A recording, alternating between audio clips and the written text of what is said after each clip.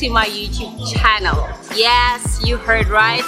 This is finally happening. I am starting a YouTube channel. I know. My name is Andi and I am the face behind Re and the Vlog. So I have wanted to start a YouTube channel since I was in uni, guys. This is back in 2009. At that point, I used to watch the OGs.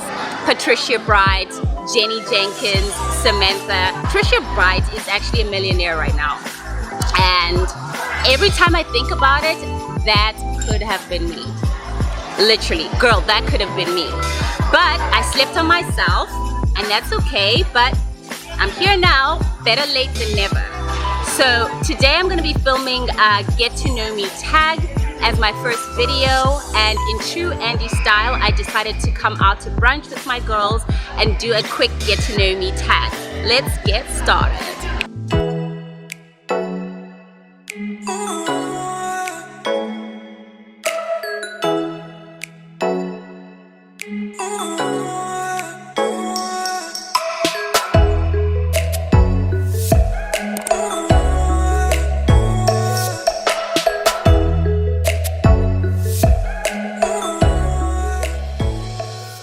So typically people will ask their Instagram followers questions that they can answer, but I did not. I didn't want to jinx it. I Googled popular questions for this tag. So I will go through those. Here we go. First question, what is your full name? My full name is Andi. Should I say my last name too? No. Okay, so my full name is Andi, which I always find weird because I'm the first child at home, and Andi literally means to multiply or to make many. So I hope they're not implying that I am going to have many kids, because I'm not trying. How old are you? I am 32, turning 33 in a month. Scary, but honey, 88 was a damn good year. Look at me. Where are you from? Okay. So I am South African. I was born in a small town called Imadatiel, which is close to Kokstad, and I moved when I was young, and I grew up in Dua. It's called Butterworth. If you don't know it, it's in the Eastern Cape, and if you know, you know. Have you lived anywhere else other than your home country? Yes, I have. So I left South Africa when I was 18. I went to uni in the US. I studied in Pennsylvania and lived there for 14 years. So I pretty much spent my entire adulthood in America, and then I relocated to Shenzhen, China in August of 2019. Next question, your favorite thing about yourself? This one's, what? I keep smiling because my friends are here and I'm nervous, I'm shy. My favorite thing, I would definitely say my optimism. Like, I am the most optimistic person ever. Even when situations are bleak, I still try to keep like a positive outlook, like, yeah, we're gonna do this, we're gonna make it. It almost makes me feel like I'm a child, and I like looking at life in that perspective, knowing that I can do anything. Like, you always have to be optimistic. It changes everything. Next question. What has required the most courage of you in your life so far? I would say leaving corporate. I think that decision was very tough for me.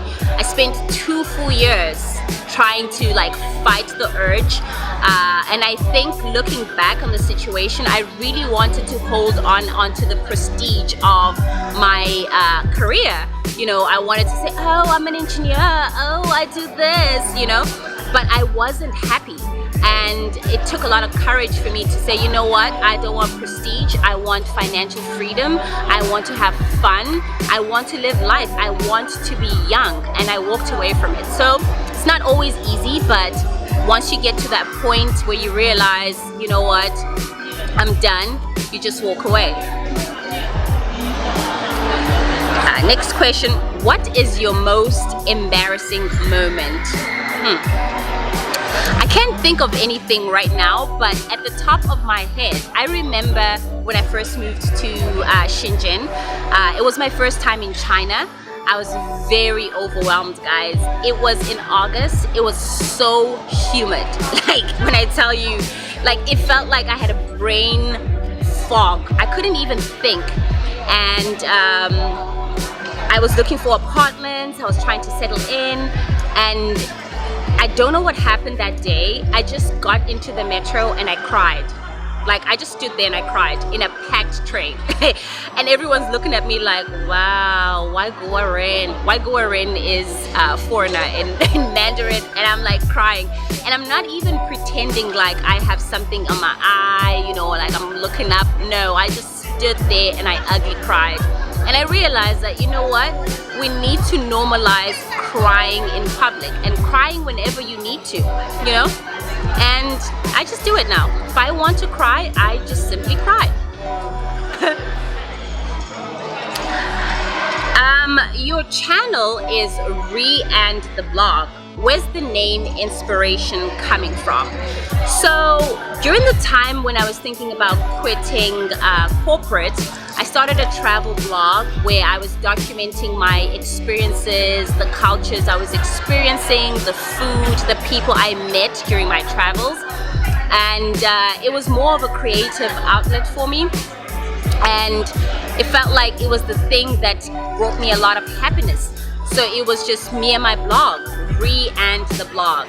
And I know my name is Andi, so you might be wondering, where does come from? Comes from a childhood nickname.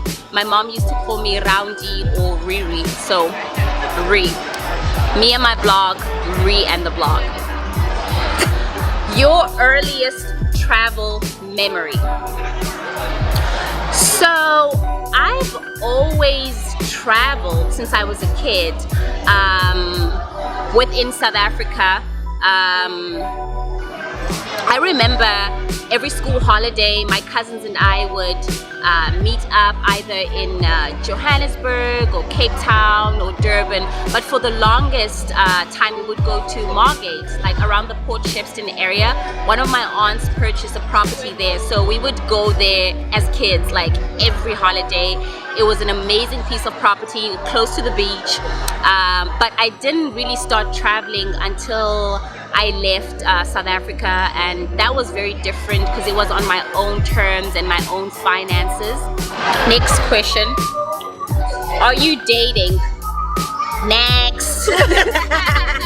No, I am not dating. I am single, like single as a dollar bill, guys, believe it or not. Should I get into the dating experience in Shenzhen? Maybe that requires a whole video. All I can leave you with today is dating in Shenzhen feels like being thrown in a sewage drainage pipe and you're there. To survive. That's how it feels. Yeah, the ghetto. So guys, as I mentioned, I am out with my girls. We just finished a late brunch, and I have asked each one of them to ask me a question. I did not ask this question ahead of time, so they're literally finding out about this right now. So let's do this. Hi, Tabi. Hey. My name is Tabi Singh, and yeah. Okay. What's your question? Where do you draw inspiration from? Where do I draw inspiration from? Yes. I think just reading books from when I was younger. I used to read a lot of books on spirituality and knowing that, you know, I need to be at my highest level in this lifetime, like trying to ascend and evolve and become better within myself. But you know, I'm one of those people who gives myself a lot of pep talk. Like every day in the morning, I listen to my affirmations. And, I don't want to say I draw inspiration from a particular person because, you know, people, we never truly know other human beings. So I just try to become better. That's my inspiration, really. Everything that you do. Yeah. Where's your drink? Oh, here's my drink. It's done. Done now. Clink. Ding. Yeah. We have Kia on the ones and twos. What is Hey, my baby. Hey. So I would like to know from listening to us. Imani siapuza. Liquid courage, baby. We need it. So I'd like to know from you, what is your ideal man? Okay, my ideal man. The two qualities that I think in men for me are so important. One, kindness. Two, empathy. Like I want to know that even when we're going through something difficult, my man is still gonna handle me with kindness, and they're gonna be very empathetic to me. I think where I am now with life, I really would want a partner that is aligned with their purpose. And kind of like I know my purpose now, and they are also doing their purpose, but helping one another grow, you know, healing and learning.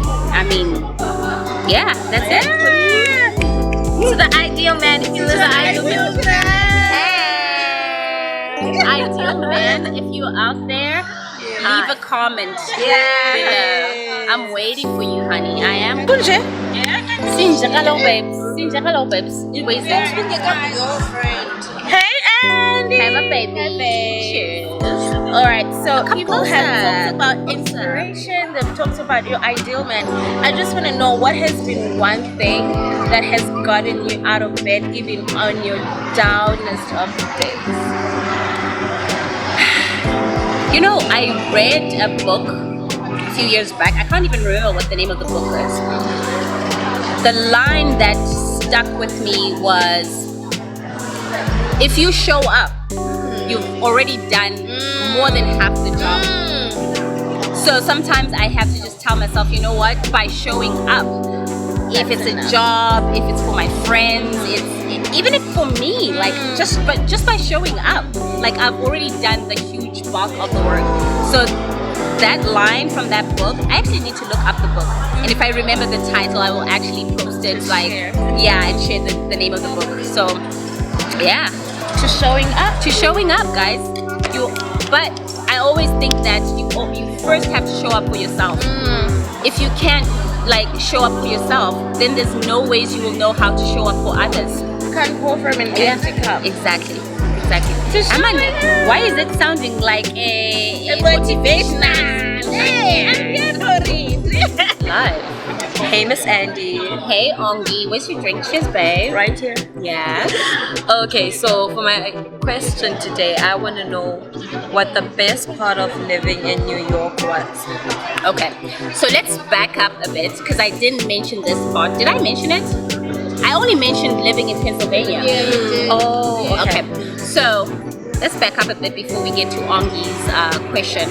I went to school in Pennsylvania, so I did my undergrad and my graduate studies there.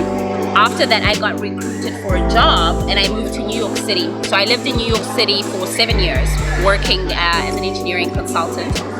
Okay, now for the answer. The favorite thing about living in New York, I would say in my 20s, was honestly like access to opportunities, to people, to the market, like your industry where you're working.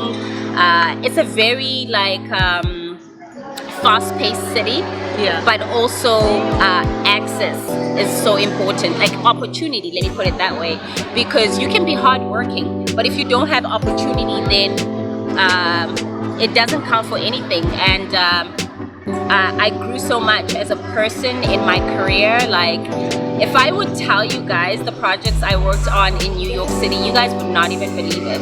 Like, I built the most famous skyscrapers in New York City. I dated amazing guys. Like, but dating day is the trenches too. Like, you really need to vet like the men.